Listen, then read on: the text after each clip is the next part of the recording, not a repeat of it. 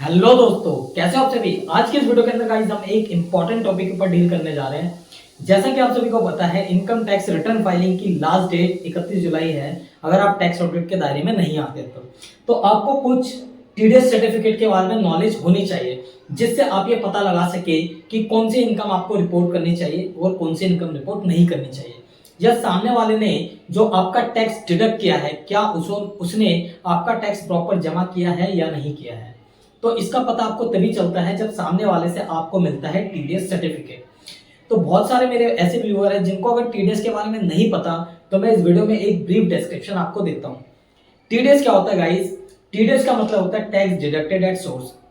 सरकार ने बहुत सारे ऐसे सेक्शंस बना रखे हैं इनकम टैक्स के अंदर, जिसके अंदर अगर आप एक पर्टिकुलर पेमेंट करते हो, जैसे आपने घर खरीदा, ठीक है, अगर उसकी वैल्यू 50 लाख से ज्यादा है, या फिर आपका सेविंग अकाउंट है, उस पर इंटरेस्ट आपका 40,000 से ज्यादा आ रहा है, ठीक है, या फिर आपने कोई वर्चुअल एसेट्स खरीदा, ठीक है, या फिर आपने रेंट पे करा, आपने किसी को कॉन्ट्रैक्ट के लिए पेमेंट करी, तो ऐसे इनकम टैक्स में बहुत सारे सेक्शंस हैं। उन सेक्शंस के अंदर अगर आप फॉल करते हैं, उन सेक्शन के अंदर अगर आप आते हैं, तो आपको टीडीएस काट के जमा करना पड़ता है। ऑलवेज याद रखिएगा, टीडीएस जो है वो सामने वाला जो पे करता है उसको जमा करना होता है, और जिसको वो पेमेंट करता है उसका टीडीएस काट के जमा करता है। लेट्स सपोज मान लीजिए मिस्टर बी है, जिसने ए को पेमेंट करा रेंट 1 लाख रुपए पर मंथ।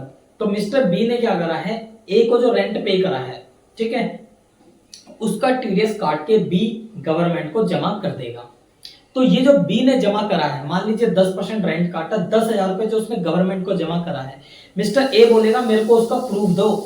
तो मिस्टर बी क्या करेगा, उसको एक सर्टिफिकेट देगा, ठीक है, उस सर्टिफिकेट को मिस्टर ए यूज करेगा एज ए प्रूफ कि हाँ उसके नाम पे मिस्टर बी ने गवर्नमेंट को पैसा जमा कर दिया है, और जो 10,000 रुपए उसने टीडीएस जमा किया है उसका फायदा मिस्टर ए अपनी टैक्स लायबिलिटी में से घटा लेगा। अगर मान लीजिए मिस्टर ए की टैक्स लायबिलिटी 40,000 रुपए बनती है, तो 10,000 रुपए क्योंकि उसने टीडीएस जमा कर रखा है, तो अब वो सरकार को सिर्फ 30,000 पे करेगा।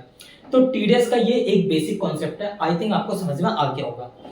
तो इस तरीके से जो बायर है या जो सामने वाला पेयर है जो पे कर रहा है, वो अगर आपका टीडीएस काट के जमा कर रहा है, तो आपको सामने वाले पेयर से एक सर्टिफिकेट लेना है जो बताएगा कि आपका कितना टीडीएस कटा है। तो यहाँ पे हम उन सर्टिफिकेट्स की बात करेंगे आज की वीडियो के अंदर गाइस। तो चलिए फटाफट से स्टार्ट कर लेते हैं। तो जैसा कि आपको स्क्रीन पर दिखा होगा, पहला आता है फॉर्म 16। ये तो हर किसी के जुबान पे होगा, जितने सैलरीड पर्सन होंगे उन सबको लगभग पता होगा। Form 16, form 16। तो अगर आपका मालिक, आप जॉब करते हो और आपका मालिक आपकी सैलरी पे टैक्स काट के गवर्नमेंट को जमा करता है, तो एज ए एम्प्लॉय आपको अपने कंपनी से फॉर्म 16 लेना चाहिए, जिसमें आपकी डिटेल मिलेगी कि आपका कितना टीडीएस काट के जमा किया गया है। और जब आप अपनी इनकम टैक्स रिटर्न फाइल करेंगे तो इसका बेनिफिट आप ले सकते हैं, ठीक है गाइस। अब दूसरे फॉर्म की ओर चलते हैं, जो है फॉर्म 16A। सैलरी के अलावा अगर आपके किसी भी अदर सोर्स पे टीडीएस कट रहा है, तो उसके लिए सामने वाला पार्टी आपको फॉर्म 16A देगा। लेकिन इसमें कुछ एक्सेप्शन है कि अगर कुछ डिफरेंट टाइप के ट्रांजैक्शन होते तो उसके लिए अलग सर्टिफिकेट्स है, जैसे फॉर्म 16C है, फॉर्म 16B है, अलग अलग तरह के हैं। तो उनको छोड़ के बाकी केस में फॉर्म 16 नहीं मिलेगा। जैसे अगर आपको इंटरेस्ट से रिलेटेड होगा, टीडीएस काटा था, फॉर्म 16 आपका कॉन्ट्रैक्ट पे टीडीएस काटा, फॉर्म 16 है, ठीक है, ऐसे आपका पीएफ पे कटा, फॉर्म 16 है।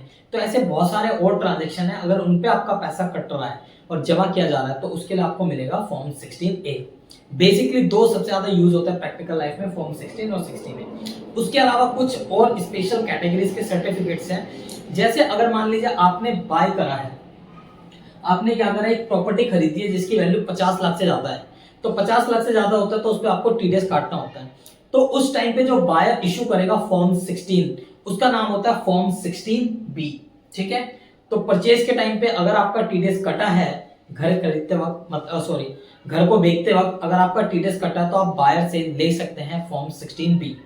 इसी तरीके से अगर आपने रेंट पे करा है और आप हर महीने 50,000 से ज्यादा का रेंट पे करते हैं, तो अगर आप सामने वाले का 50,000 से ज्यादा का रेंट पे करते हैं, तो आपको क्या करना पड़ेगा गाइस, सामने वाला का टीडीएस डिडक्ट करना पड़ेगा, और उसको आप देंगे फॉर्म 16C। क्या देंगे आप उसको, फॉर्म 16C। यहाँ पे आपको ध्यान रखना है कि आप 50,000 से ज्यादा का रेंट दे रहे हैं, लेकिन ये जब आप पे एप्लीकेबल होगा अगर आपका जो दायरा है इनकम का वो टैक्स ऑडिट के दायरे में ना आए। मतलब आप पे अगर टैक्स ऑडिट एप्लीकेबल नहीं होता है तो ही ये सेक्शन आप पे लगता है और आपको फॉर्म 16C देना पड़ेगा सामने वाले को। अगर आप पे टैक्स ऑडिट लगता है तो फिर तो आप 194I के अंदर जाएंगे जहां पे लिमिट 20,000 रुपए है। ठीक है, उसके लिए फिर आपका अलग सेक्शन फॉर्म 16A वहां पे इशू करना होगा। इसी तरीके से है फॉर्म 16D। अगर आपने किसी पार्टी को कमीशन, कॉन्ट्रैक्ट पे, ब्रोकरेज, प्रोफेशनल फीस पे की है और सेक्शन 194M के कंडीशन को फुलफिल करते हैं तो उस टाइम पे जो सर्टिफिकेट होगा वो आपका आएगा फॉर्म 16D। और लास्ट में हमारे पास है फॉर्म 16E। अगर आप परचेज करते हैं किसी वर्चुअल डिजिटल एसेट्स को तो आपको सामने वाले को उस पर टीडीएस काटने के बाद जो आप पैसा जमा करेंगे तो उसके लिए आपको देना पड़ेगा फॉर्म 16E। आई होप आपको इस वीडियो की हेल्प से आपको फॉर्म 16 जो है उसके बारे में पता चला कि कब क्या कौन सा फॉर्म हमें मिलना चाहिए अगर हमारा टीडीएस कटा है तो।